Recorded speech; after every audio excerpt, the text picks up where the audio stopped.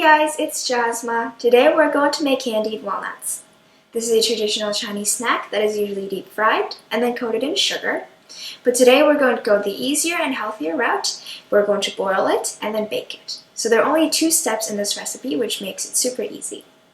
This is also very healthy because the main ingredients are walnuts and they're very good to our brain and just our body in general.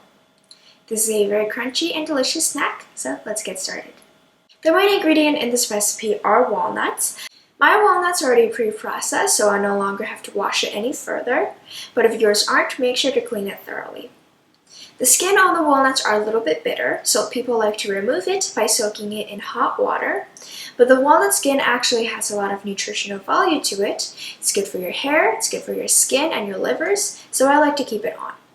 Plus, we're going to be coating this in sugar anyway, so you won't be able to taste the bitterness. Start off by pouring 2 cups of walnuts into a frying pan, and then we're going to add in the brown sugar, which you can substitute with white sugar, but I do not suggest you to use honey because the final product of the walnuts is supposed to be really crunchy and it should be separate, which the honey makes it really sticky and it kind of just all clumps together, so we do not want to use honey in this. Add in half a cup of water along with the vanilla extract, which just adds a little extra flavor, but you can leave it out if you want to.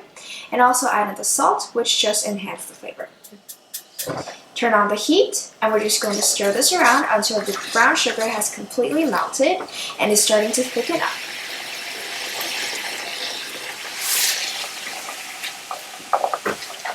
Once the brown sugar has coated the walnuts completely, turn off the heat.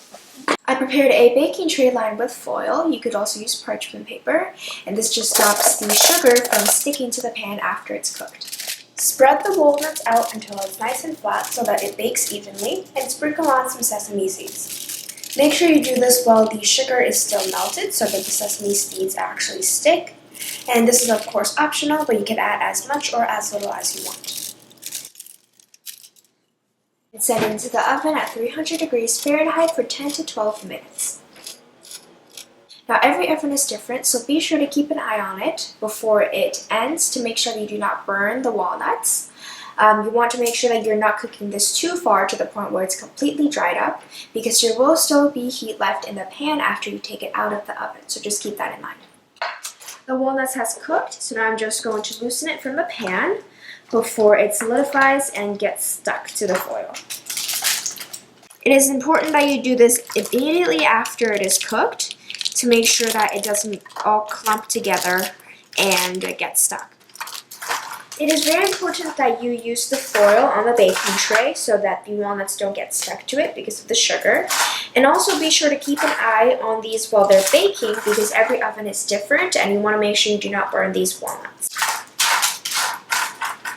Alright, I have loosened my walnuts from the pan and I'm just going to leave it until it is completely cooled down. It took less than 5 minutes and you can see that the walnuts has already cooled down. It is nice and crunchy. And I'm just going to store it in an airtight container to make sure it doesn't become stale, and you could just store it at room temperature.